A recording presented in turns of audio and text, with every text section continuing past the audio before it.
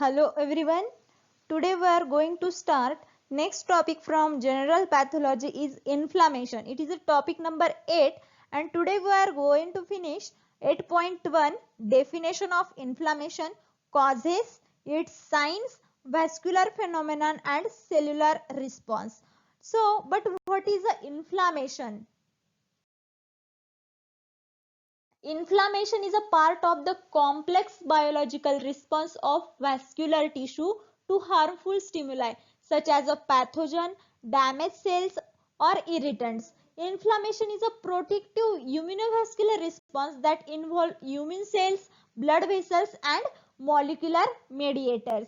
So, a localized reaction that produces redness, warmth and swelling and pain as a result of infection, irritant or injury is known as a inflammation. But inflammation can be external or internal. Inflammation is the body attempt as a self protection, means the remove the harmful stimuli including damaged cells, irritant or pathogen, and it is a being to healing process. So means it is a natural process, but in especially acute inflammation shows that the body is trying to heal itself, and inflammation does not mean the infection, but when an infection causes inflammation. So inflammation means it is actually protect, it is a self protection signs. Then many causes of inflammation: physical causes, biological causes and chemical causes. Physical causes include burn, frostbite, physical injury, blunt penetrating foreign bodies including the splinters, dirt, debris, trauma, ionizing radiation, because all that things need the self repair process or self protection process. So as the time the inflammation are seen in these all the things, and these are the physical causes of inflammation.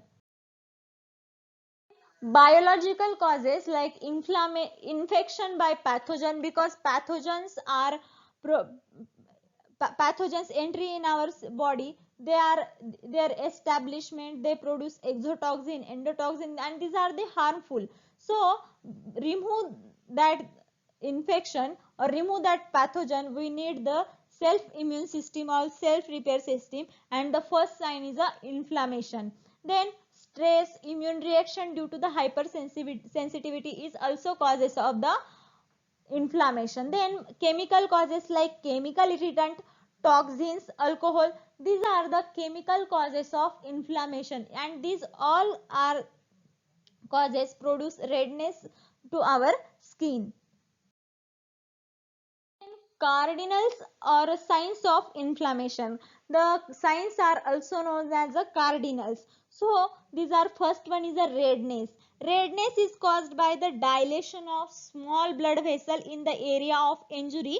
It is also caused by a initial vasodilation to for repair process or to protect process. And these are the first sign of the inflammation. Then second sign is increased heat. Heat is a result from increased blood flow through the area and is experienced only in the peripheral part of the body such as the skin. Then next sign is a swelling. Swelling called as the edema and is caused primarily by the accumulation of fluid outside the blood vessels. Then next one is a pain. The pain is associated with the inflammation result in part from the distortion of tissue caused by the edema, and it is also included by certain chemical mediators of inflammation such as serotonin, and this swelling can cause the pain and put more pressure on pain and receptor. So these are the very painful. Then last sign is a loss of function, and it is a fifth consequence of inflammation is the loss of function of inflamed area. Loss of function may be result from the pain that inhibits the mobility or from the severe swelling that prevents the movement in the area. These are the 5 signs of inflammation. Many changes are seen during the inflammation. So many vascular changes and many cellular changes are seen during the inflammation, actually cellular response including these many things, but these all are changes are seen during the inflammation. The number of different changes such as a microscopic changes, macroscopic changes, and even generalized changes seen during this inflammation, and all these changes do not occur at a time, but one change is followed by other, and a chain of event is completed, means one followed by other. Then means vascular changes, cellular changes followed the vascular changes, but if the vascular changes are not seen, the cellular response or cellular changes are not observed. Then first changes is a vascular changes. During the inflammation due to presence of injurious agent, vascular changes start in the blood vessels, and first and most important change is the dilation of blood vessel due to this more amount of blood flow through the inflammatory zone, and this is the activation of inactive channel of the blood, and both their changes increases blood supply to the affected tissue called as a active hyperemia. And I told about the all these changes do not occur at a time, but one change is followed by other.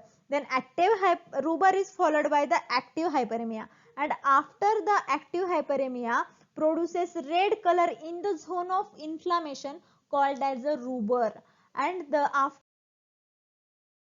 because of the excessive blood supply, slight elevation in temperature of the affected part resulting into the warming of the tissue as compared to rest of the body content, and is known as a color, means the active hyperemia, then the rubor, and after that color, means it is all changes not seen in at a time, it is one followed by one. Then after the collar, more amount of blood supply and more amount of WBC, but before starting the clearing of operation, they must come out the blood vessel known as a integration. So integration takes place after the integration, after the integration due to the dilation of blood vessels, but after the dilation the blood after the dilation is the produced, but the why dilation is produced, because normally blood vessel cells passes through the central axis, it is a axial arrangement, and this axial arrangement produce if they disturb, and due to the dilation of blood vessels velocity of blood flow decreases called as a stasis, means the after active hyperemia we see the rubor, and after the rubor we see the collar, after the collar we see the integration, and after integration we see the stasis phenomenon. And cellular changes are followed by the vascular changes. After vascular changes, cellular responses are start, and these are the because of the stasis disturb the axial flow of cells, and RBC and WBC come closer to endothelium, and RBC cannot leave the blood vessels, but WBC can send the portion of pseudopodia outside the blood vessels through the endothelium pores, and in the way WBC come out from the blood vessels. RBC are stick to the endothelium wall of the blood vessels, but the WBC can produce pseudopodia and they are outside from the blood vessels, and immigration takes place due to the immigration of endothelial pores are increased in size, and through them few RBC also pass out, and endothelium of blood vessels become more leaky, hence large amount of plasma accumulate in tissue spaces, and this plasma accumulate in high percentage of WBC and low percentage of RBC, because WBC produce pseudopodia, and all WBC are enter into the intracellular spaces, and not large amount of RBC are enter into these spaces, but along with the WBC some RBCs are enter into these spaces, and because of that the high number of WBC and low percentage of RBC than the normal blood called as a exudate. Actually the exudate is a any fluid that filters from the circulatory system, means it is a circulate, it is WBC and the RBC leak from the circulatory system or leak from the vessels. So it is a filter from the circulatory system into lesion or area of inflammation. It can be pus-like or clear fluid. When injury occurs and leaving skin exposed, it leaks out of the blood vessels into the nearby tissue, and the fluid is composed of serum, fibrin and white blood cells. And because of that, due to formation of exudate and swelling seen, the region of the inflammation is known as a tumor, and these tumors takes place.